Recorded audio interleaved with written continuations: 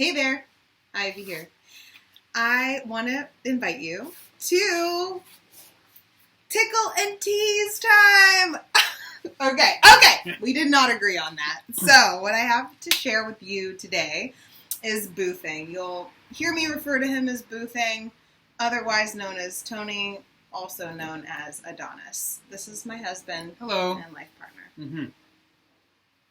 I love him very much. Hello, people. It's a nice house you have. It's our house. Ah.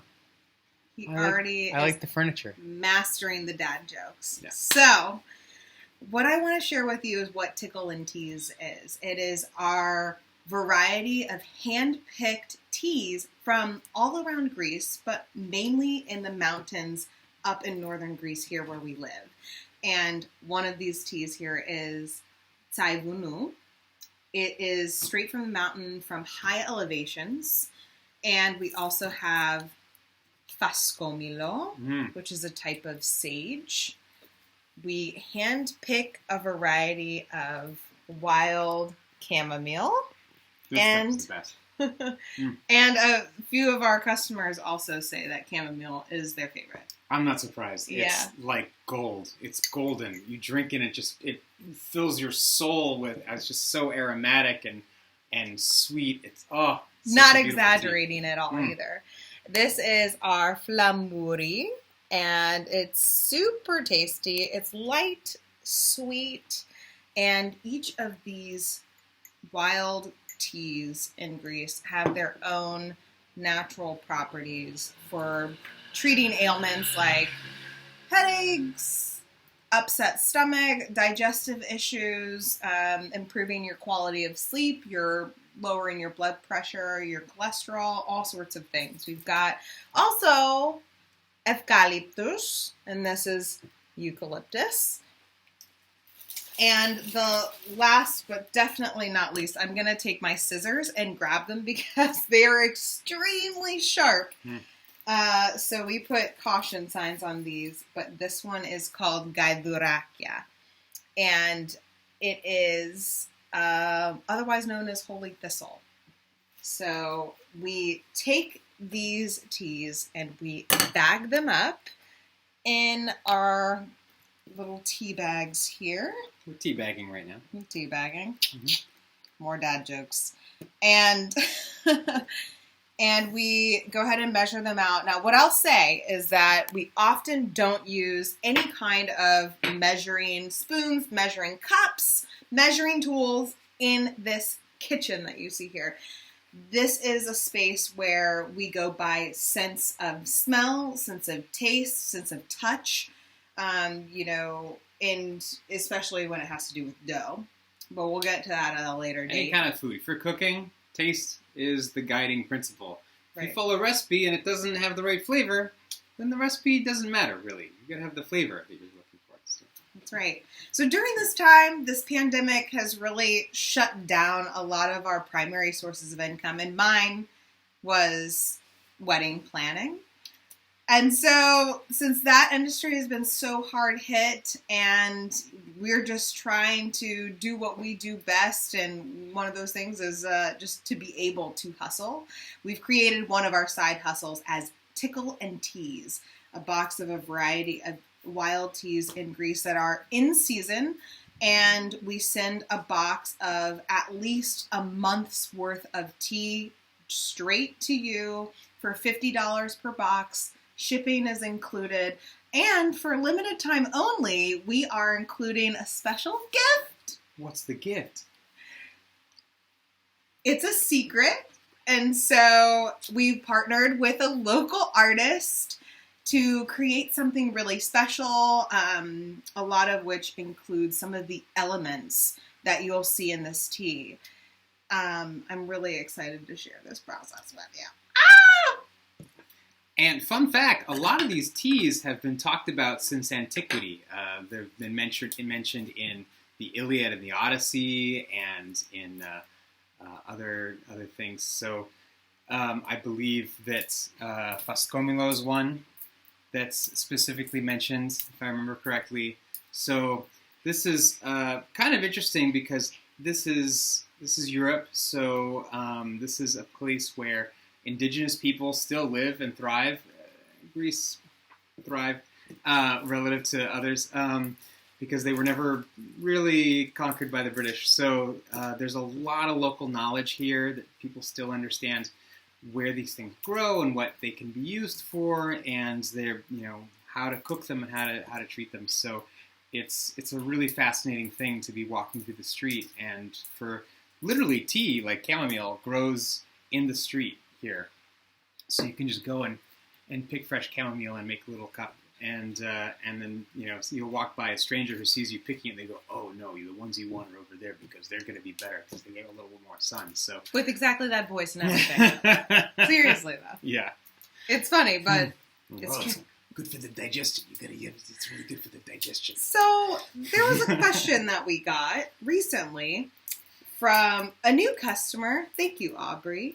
And they asked about what our relationship with the land is here, and a little bit of a concern around, what the tea is like, how plentiful it is, and what we might have learned from our elders regarding our relationship with the land, the way it's used, and the tea. Can you tell me a little bit about that? A little bit, yeah. Tea. A lot of the tea that we have here, it's like weeds. First of all, Eastern Europe doesn't have the same sense of what is what the way that we have in America, and that comes from kind of a British mentality that this has to be like that and that has to be like this. So here there's a much more fluid blend of everything, but in this context it's a blend of nature and architecture, nature and city. There isn't a clear demarcation in a lot of places between where the fields end and where the city begins. You just sort of get increasing urbanization towards the city center. And as a side effect, there's a lot of plants that grow in vacant lots, in parking lots that haven't been paved, and in sidewalks, just in cracks in the street, in fields. And a lot of it is just considered weeds because there isn't the sense of this is used for farming and that's used for, I don't know, there's a lot of open fields here and abandoned buildings, so this is used as a building or whatever. It's just there, and no one really, to say that they don't care doesn't even really put it into context because it's seen as public use. So literally there's a fig tree in the parking lot down the street, and it's not like a parking lot in America. It's just this sort of unpaved, gravel. Unpaved lot, and it happens to grow milk thistle and chamomile and fig trees and a bunch of stuff, and so Ivy went and picked some figs from it the other day. And what was the experience of that? I heard a whispering from above me, from above the tree. Patagal, patagal, patagal. And I just looked up because it didn't sound like a bird. It didn't sound like a plane. It was a person.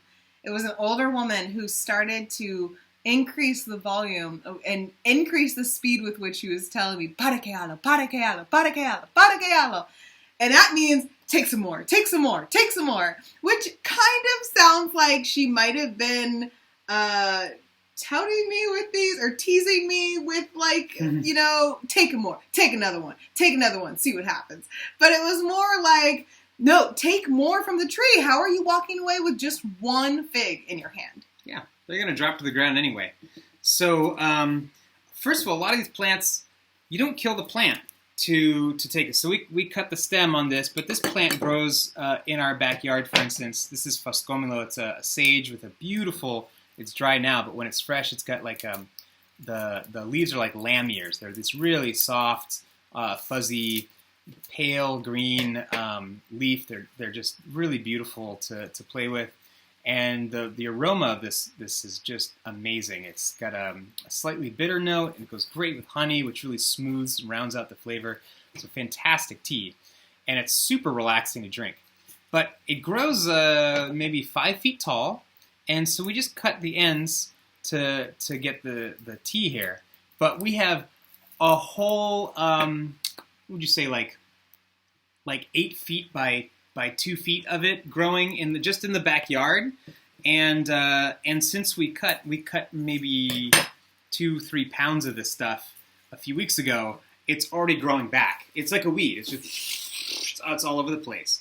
And the chamomile is the same thing. You just go and you pick it in the spring, and it's a perennial, so it just grows back. Or maybe it's not a perennial, but it must drop seeds. But it's everywhere here. And let's see, this is like a type of tree type of flower that goes on a tree. Yeah, it's called Flambur. By the way, a beautiful aroma. It fills the streets here. Literally, they instead of planting oak trees, they try to make the cities here a little bit more pleasant in a way, for the senses. They're more sensual people, I guess. So they plant, every town kind of has their theme, or parts of town will have a theme. And there's whole swaths of town that are just this tea tree, just in the parks, in the sidewalks, and everywhere, just everywhere. And then there's, for instance, in Athens, they have orange trees everywhere. And you can smell them in January. Mm-hmm.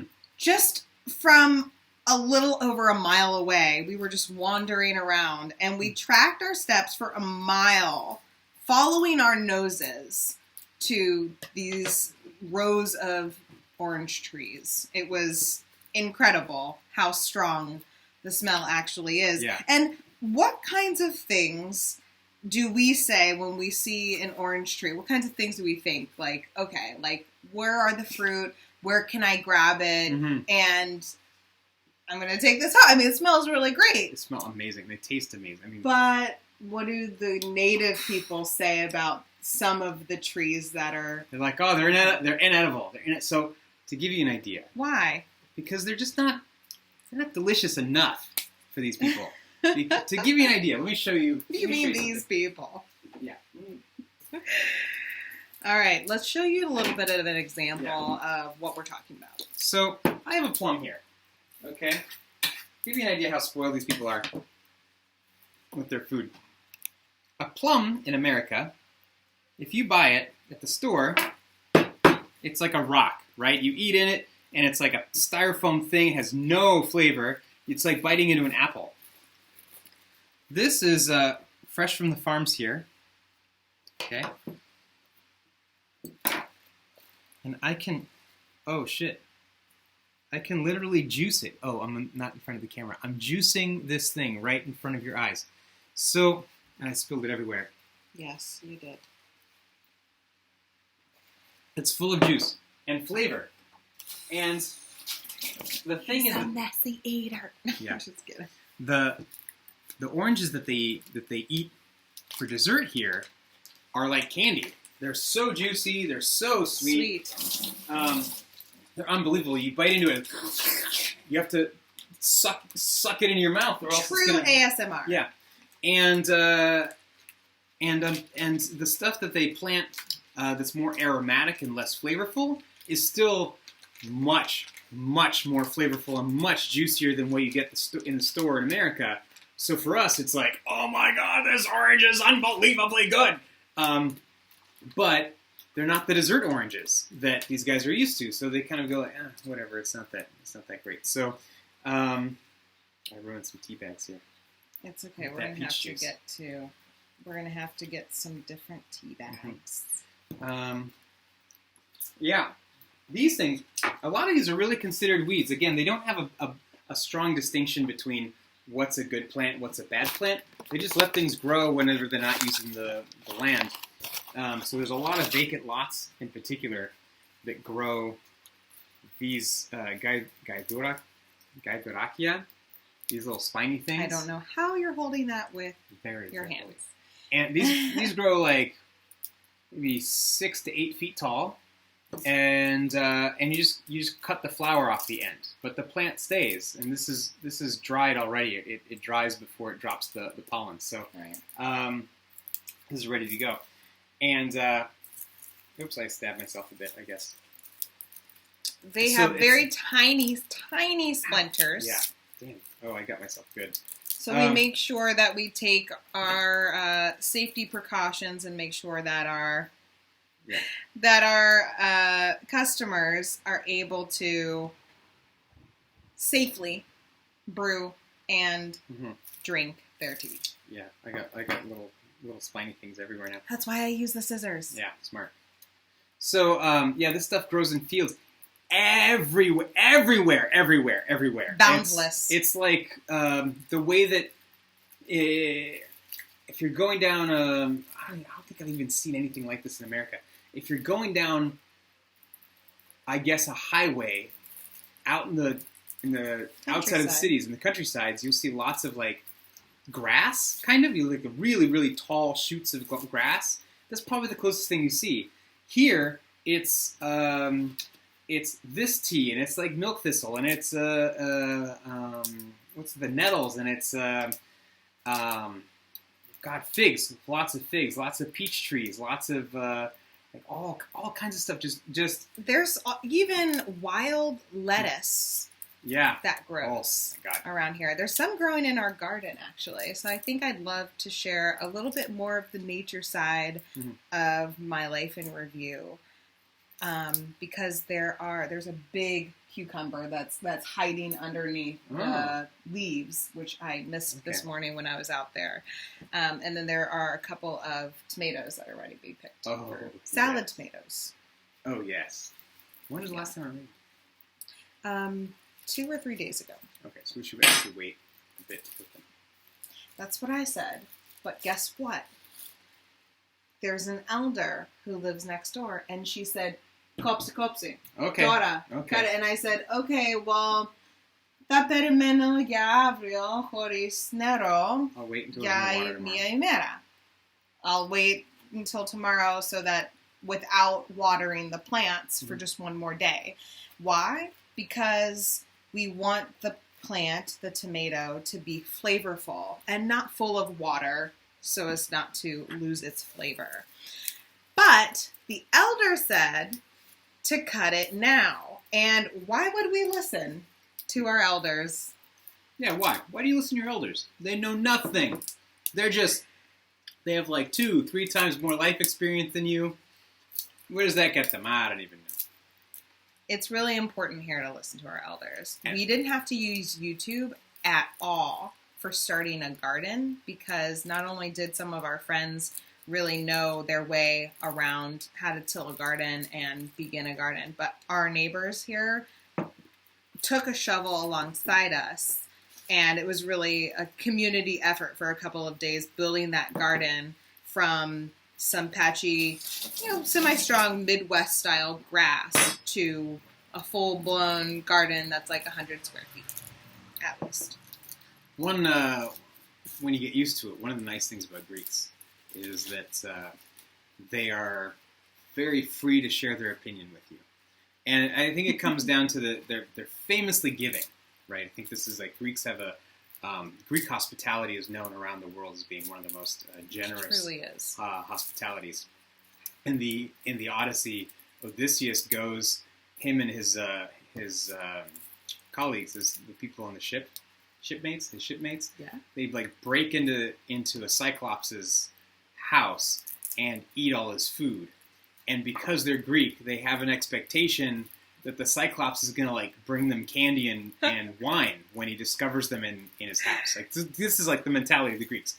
But the other side of that is that Greeks are giving with their opinion, and so if you're not used to that, it can be like, oh my God, these guys are they won't let me fucking have a moment for it'll be myself. A little disarming for you. But once you get used to just like everyone's going to give you their opinion, right? You just get to like sort out. Doesn't mean you have to take it, right? But it doesn't mean that they're wrong either. Right. And it's just an opinion. They have lived experience, so you get to see like, well, how does that opinion affect your life, and where's that come from, and how do I want to emulate that, all that kind of stuff. But in this case, where we've got these people who are helping us with the garden, they all know how to farm. We don't know how to farm, so when they say like, oh no, you got to do this, you have to put the eggplants this far apart.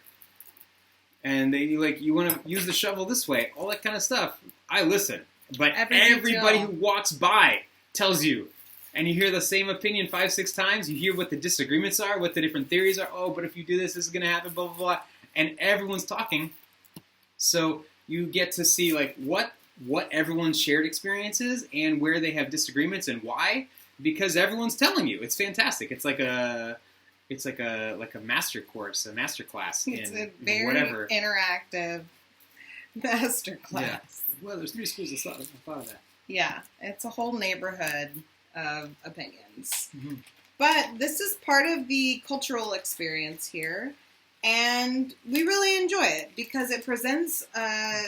We have teachable moments all the time in which usually we're the ones learning, whether it be about the local teas, whether it be about the farming, the gardening that we're doing, or just more about the culture in which we're constantly immersed.